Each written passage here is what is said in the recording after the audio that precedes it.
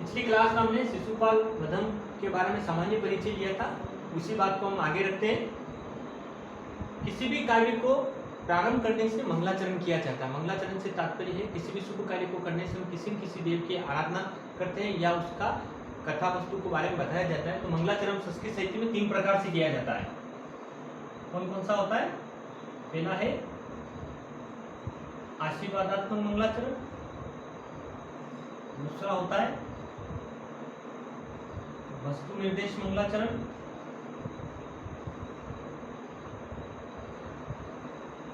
वस्तु निर्देशात्मक मंगलाचरण और तीसरा होता है नमस्कारात्मक। तो महाकवि माघ विरचित शिशुपाल वध में वस्तु निर्देशात्मक मंगलाचरण किया गया है। वस्तु निर्देशात्मक मंगलाचरण का तात्पर्य है कि नाटक काव्य के या किसी नाटक के या किसी महाकाव्य के प्रारंभ में ही उस महाकाव्य में कौन सी घटना वस्तु है, कौन नायक है, नायिका है, मुख्यतः कौन सी घटना, उसका निर्देश कर दिया जाता है। तो शिशुपाल वध में कौन सा मंगलाचरण किया गया? वस्तु निर्देशात्मक मंगलाचरण किया गया। सामान्य देख लेते हैं आशीर्वादात्मक मंगलाचरण या नमस्कारात्मक मंगलाचरण में किसी न किसी देव की आराधना की जाती है या उनसे आशीर्वाद दिया जाता है या उनको नमस्कारात्मक किया जाता है।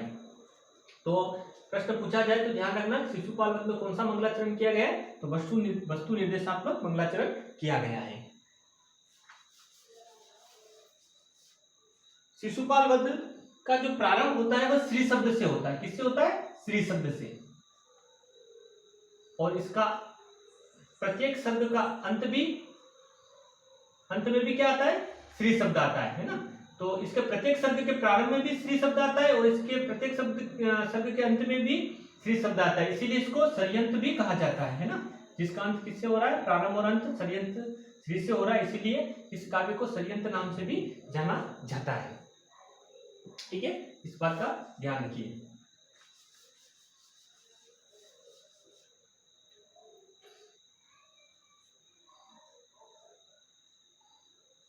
एक श्लोक है, उपमा कालिदासस्य भारवे अर्थगौरवम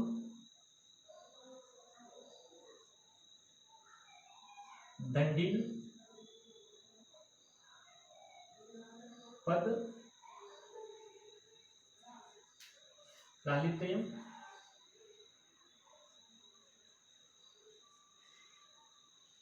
मार्गे संति त्रयो गुणा। उपमा कालिदासस्य भारवे अर्थगौरवम दंडिन पद लालित्यम मागे संति त्रयो गुणा। कहने का तात्पर्य है कि संस्कृत साहित्य में कालिदास जी उपमा के लिए प्रसिद्ध हैं, भारवी जी अर्थगौरव के लिए प्रसिद्ध है और दंडिन जी पद लालित्यम के लिए प्रसिद्ध है। लेकिन महाकवि माघ के पास क्या है? ये तीनों ही गुण इनके काव्य में समाहित है, इसीलिए कहते हैं मागे संति त्रयो गुणा। ठीक है ना, कि कालिदास जी किसके लिए? उपमा के लिए आते हैं, भारवी जी का अर्थगौरव और दंडिन जी का क्या? पद लालित्यम है। लेकिन मागे संति त्रयो गुणा यानी महाकवि माघ में ये तीनों ही गुण समाहित है, इसीलिए इनको क्या कहा जाता है? मागे संति त्रयो गुणा। कहने का तात्पर्य है कि तीनों गुण इनमें समाहित है, इनके काव्य में इन्होंने तीनों गुणों को समाहित किया है। ऐसा नहीं है कि इनकी उपमा इनसे श्रेष्ठ बताएगी। इस श्लोक में कहने का तात्पर्य है कि महाकवि माघ के द्वारा विरचित शिशुपाल वध में ये तीनों ही उपमा, अर्थगौरव और पद लालित्यम ये तीनों ही हमें मिलते हैं, दिखाई देते हैं। जिस तरह से हमने पहले वाली क्लास में पढ़ा था कि नव सर्ग गते मागे नव शब्दों न विद्यते, यानी कविवर महाकवि माघ के द्वारा विरचित शिशुपाल वध के 90 सर्ग तक है ना, इन्होंने सारे नवीन शब्दों का प्रयोग कर दिया। 90 सर्ग के बाद हमें नवीन शब्दों के बारे में नहीं मिलता है। कहने का तात्पर्य 9 सर्ग पढ़ने के पश्चात ही महाकवि माघ के द्वारा विरचित शिशुपाल के बाद कोई नवीन शब्द नहीं रह जाता है। तो कहने का तात्पर्य इनका जो शिशुपाल वध है वह नवीन शब्दों का किसके समान है? आधार के समान है।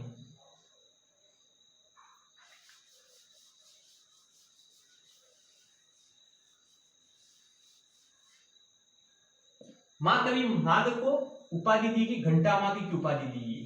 कौन सी उपाधि दी? घंटा माघी की। यानी कहने का तात्पर्य कि इनके चौथे सर्ग में, शिशुपाल वध के चौथे सर्ग में है ना, चौथा जो सर्ग है, इस चौथे सर्ग में क्या आता है? इसमें टोटल 20 सर्ग है। है ना, पहली वाली क्लास में पढ़ा था। और 1650 श्लोक है। शिशुपाल वध में कितने श्लोक है? 20। 1650 श्लोक में कितने सर्गों में विभाजित है? 20 सर्गों में। तो शिशुपाल वध के चौथे सर्ग में रेवतक पर्वत का वर्णन आता है। उस रेवतक पर्वत को किसके समान बताया गया? वहां हाथी के समान बताया गया, है ना। ये घंटा मार्ग की उपाधि क्यों दी? इसके संदर्भ बता रहा हूं। रेवतक पर्वत को हाथी के समान बताया, तथा इधर सूर्य जो क्या हो रहा है? सूर्य उदय हो रहा है ना। और इधर चंद्रमा क्या हो रहा है? चंद्रमा अस्त हो रहा है ना। तो इस हाथी के क्या करें? हाथी के एक तरफ तो क्या है? सूर्य उदय हो रहा है, दूसरी तरफ क्या हो रहा है? चंद्रमा अस्त हो रहा है। कहने का तात्पर्य है कि जिस प्रकार से रेवतक पर्वत की एक तरफ सूर्य है और दूसरी तरफ क्या है? चंद्रमा। सूर्य उदय हो रहा है और चंद्रमा अस्त हो रहा है, उसी प्रकार से एक ऐसा हाथी, रेवतक पर्वत हाथी के समान है। उस हाथी के दोनों तरफ घंटे लगे हुए हैं, एक तरफ सूर्य उदय का घंटा, दूसरी तरफ चंद्रमा का घंटा। इसीलिए इसी श्लोक की चौथे सर्ग में पढ़ेंगे अपन, तो इसको घंटा मार्ग की उपाधि इनको दी गई है ना। अपने कथा वस्तु में द्वितीय सर्गी है, वरना चौथे सर्ग में ये घटना वस्तु हमें मिलती है। तो महाकवि मार्ग की उपाधि कौन सी है? घंटा मार्ग उपाधि। ठीक है, मैंने बता दिया आपको किस कारण से रेवतक पर्वत के वर्णन वाले प्रसंग में इनको घंटा मार्ग की उपाधि दी गई है। इनकी प्रसिद्ध टीका जो मिलती है वो मल्लिनाथ जी की टीका है। मल्लिनाथ जी की जो टीका है उसका नाम है सर्वमुक्षा टीका, है ना। शिशुपाल वध पर मल्लिनाथ जी की कौन सी टीका है? उस टीका का नाम है सर्वमुक्षा टीका। ठीक है, ध्यान रखिए कौन सी टीका है? सर्वमुक्षा टीका है।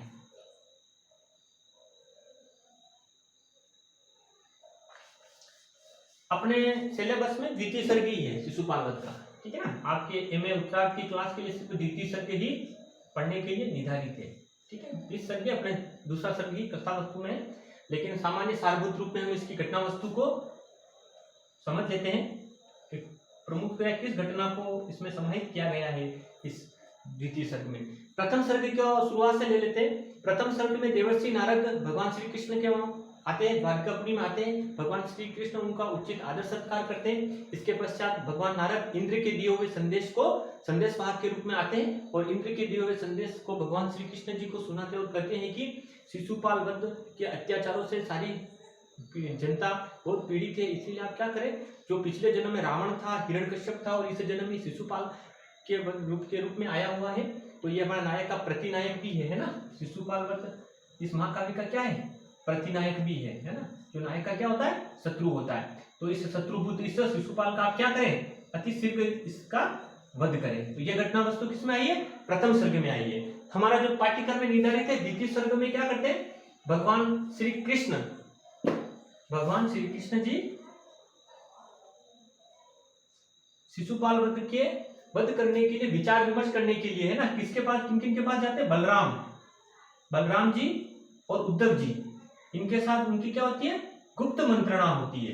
ठीक है ना, जिसमें बलराम जी क्या कहते हैं? शीघ्र ही शिशुपाल वध पर आक्रमण कर उसका वध करने का सुझाव देते हैं, लेकिन उद्धव जी कहते हैं कि हमें इस कार्य में, है ना, इतनी जल्दी नहीं करनी चाहिए, इस कार्य पर थोड़ा विचार विमर्श किया जाए, पहले हम युधिष्ठिर के राजस्व यज्ञ में भाग लेते हैं और उसके पश्चात शिशुपाल का आक्रमण करने की तैयारी करेंगे। तो भगवान श्री कृष्ण भी इससे सहमत हो जाते हैं और नीति पारंगत उद्धव जी के उस प्रस्ताव को याद रखते हैं और फिर ये विचार करते हैं कि एक बार युधिष्ठिर के राजस्व यज्ञ में भाग लिया जाए और फिर गुप्तचर के माध्यम से जो शिशुपाल है उसकी जो भी उसके सहायकगण राजा उनमें फूट डालो की नीति अपनाई जाए। तो इस तरह से द्वितीय सर्ग की घटना में इसको समाहित किया गया है। आगे वाले क्लास इस घटना का हम और भी विस्तृत अध्ययन करेंगे।